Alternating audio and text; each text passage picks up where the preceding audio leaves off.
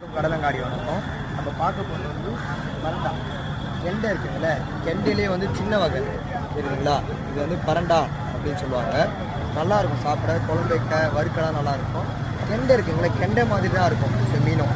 ஆனால் இது வந்து சின்ன சைஸாக இருக்கிறதால இது பேர் வந்து பரண்டா அப்படின்னு சொல்லுவாங்க. இப்போ நம்ம ஒரு கூடே எடுக்கிறோம். இந்த கூடை இருக்குல்ல, இந்த கூடை வந்து எடுத்து ஒரு 3 வீட்டுக்கு வந்து இப்போ நம்ம சப்ளை பண்ண போகிறோம். இந்த கூடையை எடுத்து பாருங்கள் எவ்வளோ ஃப்ரெஷ்ஷாக வந்துருப்பாங்க. இப்போ பிடிச்சது வெறும் ஒரு 1 ஹவரில் பிடிச்ச மீன் இது.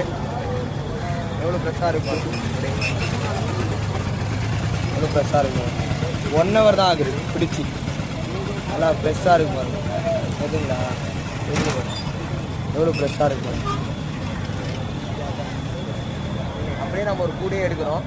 பரண்டாவை எடுத்து நம்ம இதை வந்து எப்படின்னா குழம்பு வச்சு சாப்பிட்லாம், நல்லாயிருக்கும்.